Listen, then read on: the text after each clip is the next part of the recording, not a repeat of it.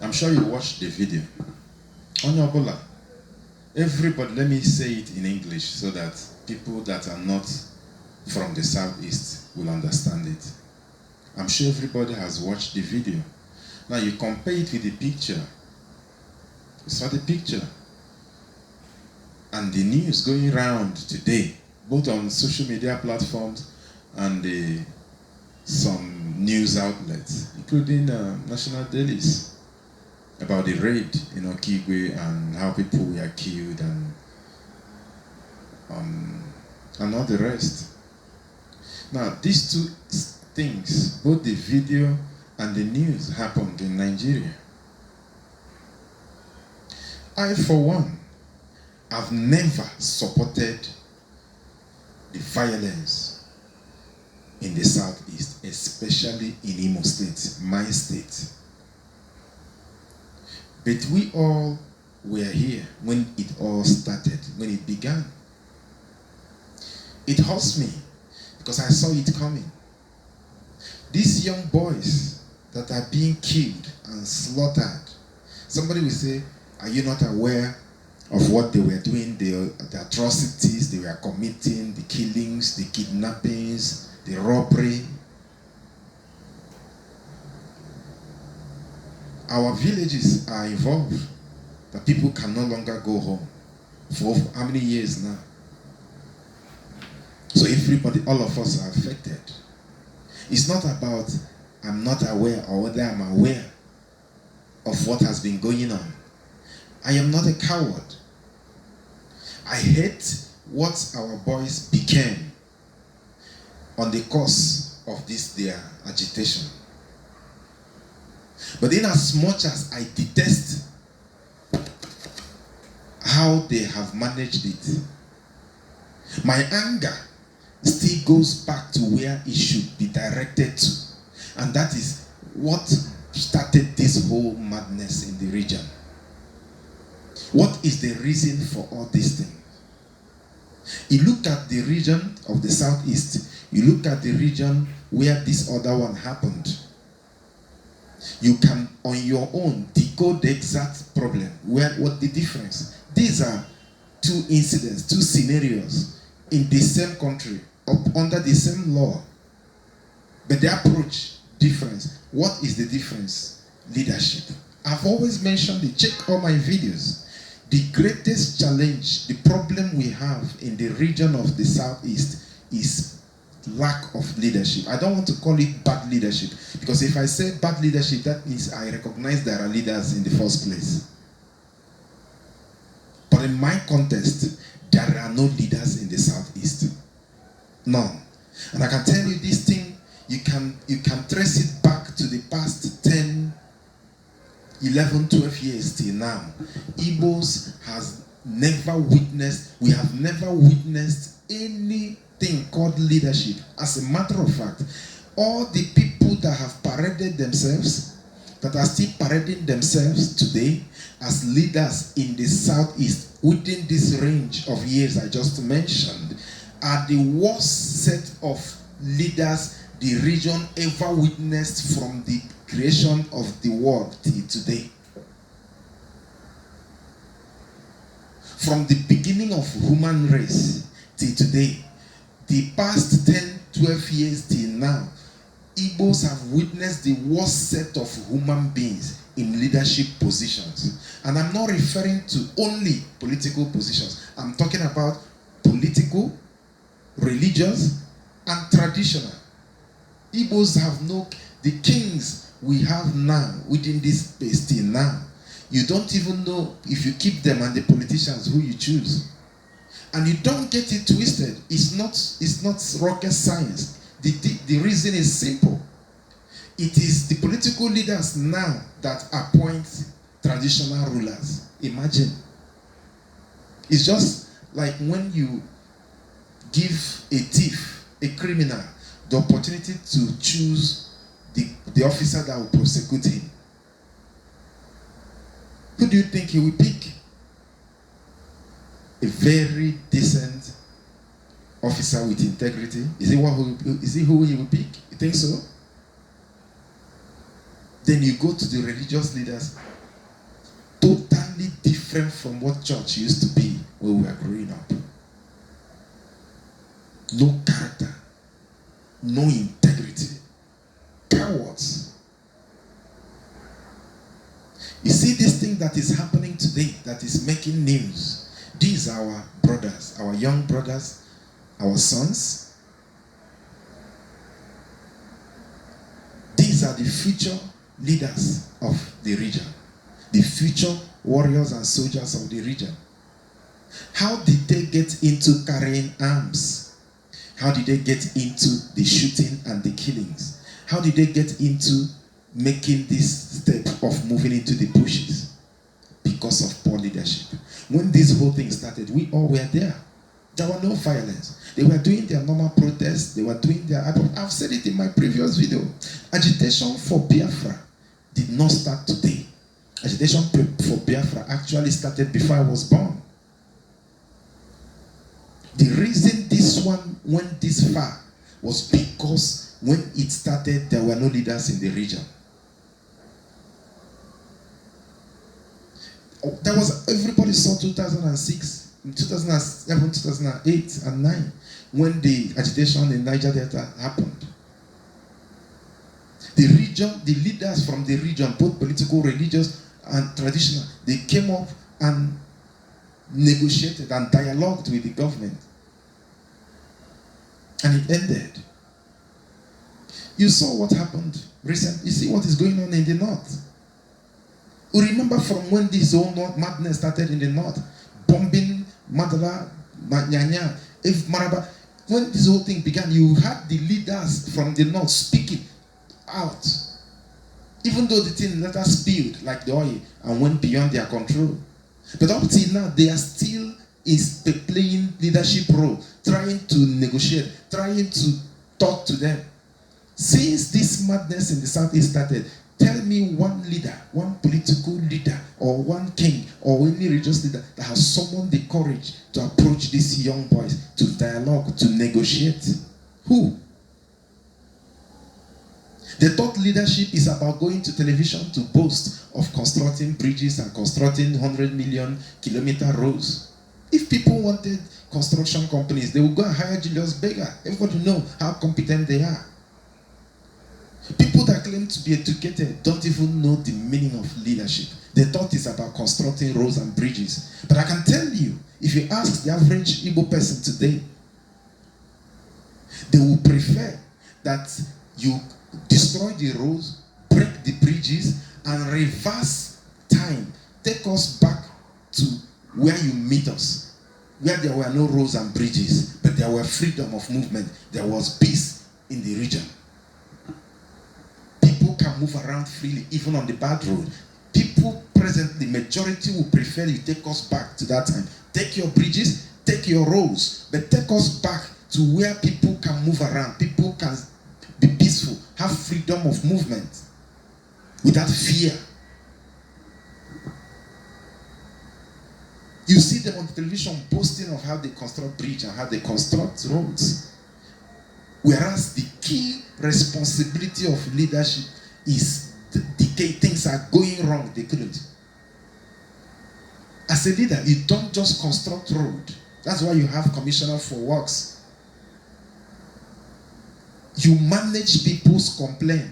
If you manage the people, you manage their environment, then you manage their economy. You must manage the people, and inside that, you see both their complaints, their what they want, their joy, their happiness, their sadness, whatever it is. You must manage them. Then you manage their finances. Then you manage their environment. That is leadership. That is what parents offer in the families. That's why two children that can fight, in the next 5 minutes they're playing, because there is a leader in the house. When they start fighting, the leader gets involved and asks them, what is the problem? They will complain, this one will point at this one will point at that, and the leader will resolve it. And they go back to play. That's what people, human beings do. That's what human beings do. This boy started, I can tell you, I am not one of them, but I can tell you we're all here. They started with mere protest, doing their normal rallies. And Buhari, in his wicked way, decided to use force against them. And I always listen. I remember Nnamdi Kanu will always say that time that they are trying to force us to violence so they can tag us bad names. But that he's warning his people that they are going to defeat them with logic, not with violence, not with arms. And they continue shooting. They continue pushing. They continue pushing. Yet there were leaders who could have stood up to talk, but they were quiet. They were mute. Miserable individuals. They kept quiet. This thing keep pushing. They kept pushing. And I knew, because Buhari was trying to push them. Buhari and his cohorts, who has shown his hatred to the region without hiding it. He wanted to push them to that level of violence so he can pounce on the region proper. The boys were avoiding it, he kept pushing it.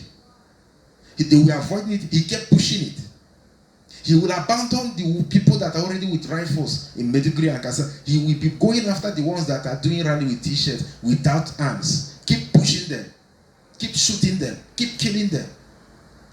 And then they now started talking that if they continue shooting us, that we'll have to defend them. This whole thing went through a process before it got to where it is today. It didn't just happen. Everybody saw it. We were all here. It went through a process. It went through a process. I remember the ones that the news, Channel Television carried about the shooting in Enugu by the members of the SSS, that in primary school or something, that they were doing training of judo, karate or something in a school. And the DSS went there and pulled fire and shot them. I watched it on the news with my friend, a senator. I was telling this thing, I was distinguished, because he himself was worried. He said, he told me, Prince, this thing is getting out of hand. I told him, I am worried too. He said, but how can they stop this agitation thing and discuss? I said, because there is no leader. Nobody wants to talk. Whatever is the agitation, because the truth is, there are valid issues Nnamdi was pointing at that are within the jurisdiction of some of these political positions to negotiate on those things, to discuss those things. But while he was pointing at those things, these people that are supposed to talk about it kept mute. Because all they care was their money, allocations, their allowances, security votes. That was all they are interested in. They were not ready to confront Buhari in any way.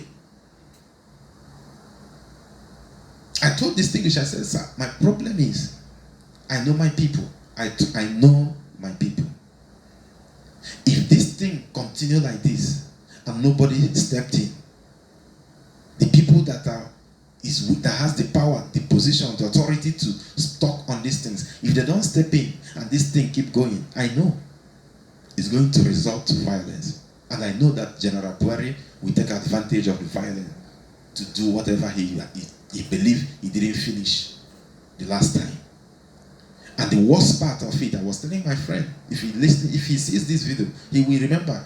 I told him that the greatest fear I have is when the violent part starts, there are some criminal elements among these young people doing protests that are praying and waiting for that time to come.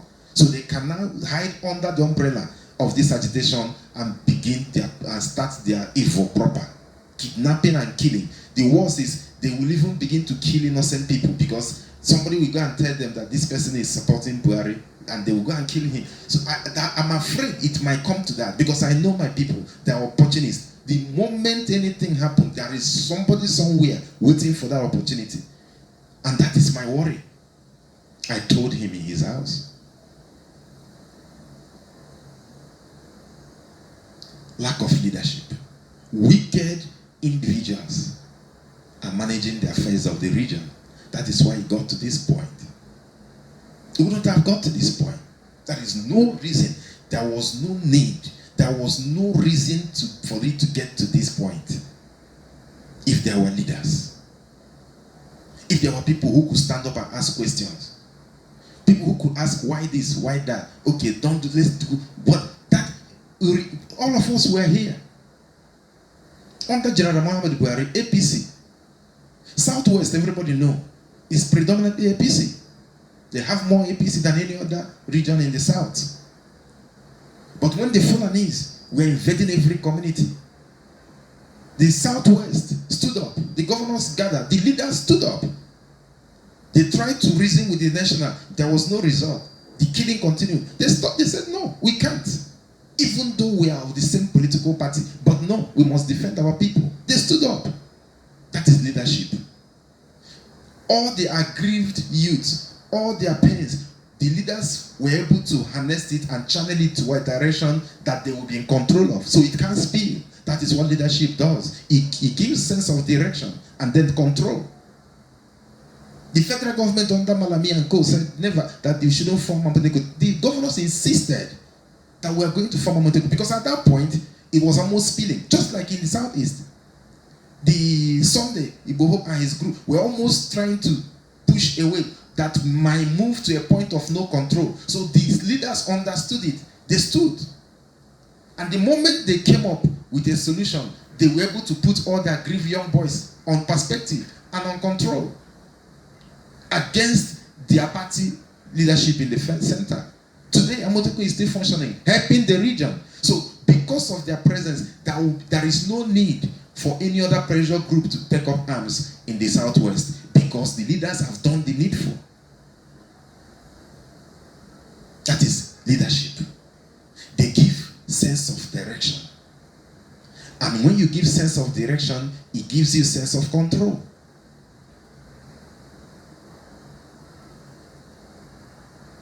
Look at it.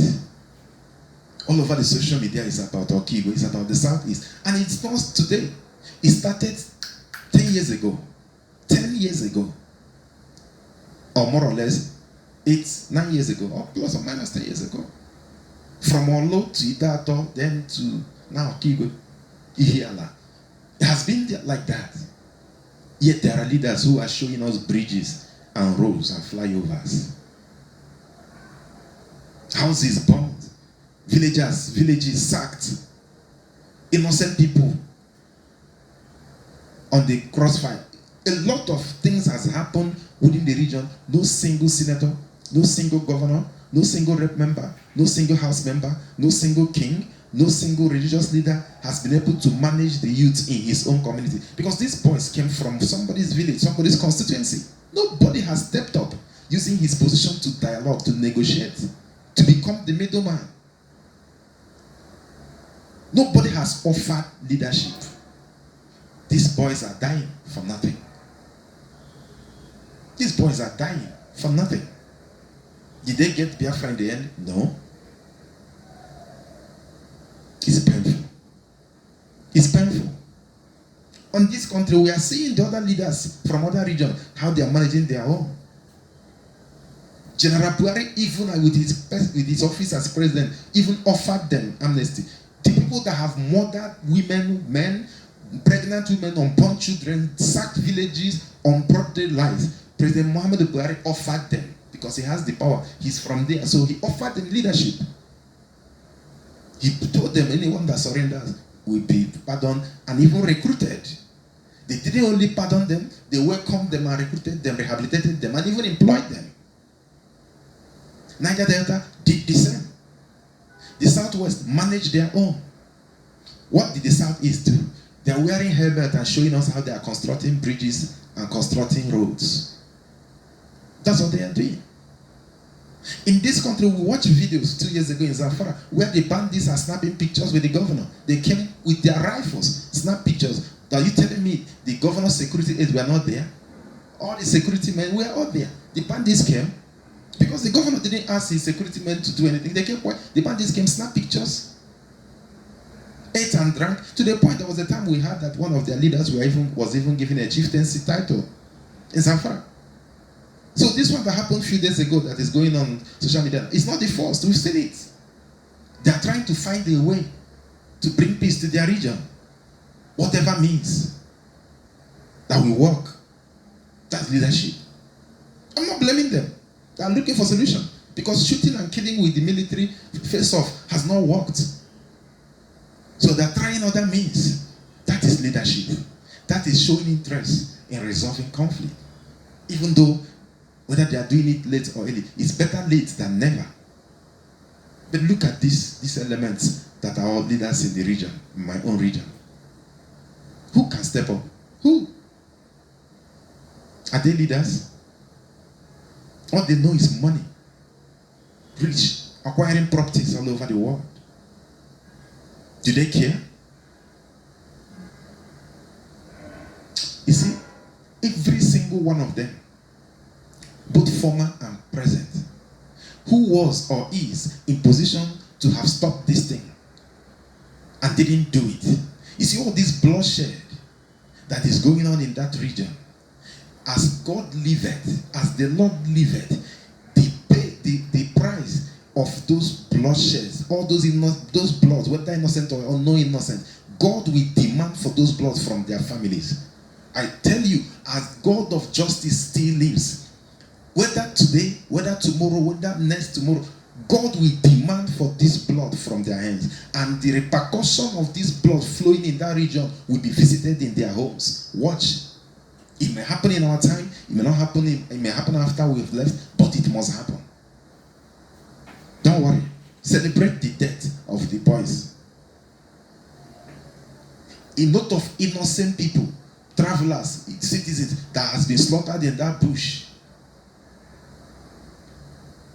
by some of these criminal elements who took advantage of the violence in the name of agitation. It is not what is going on in the southeast today. I can tell you, it's no longer the agitation. Criminals have hijacked the process because it lacked.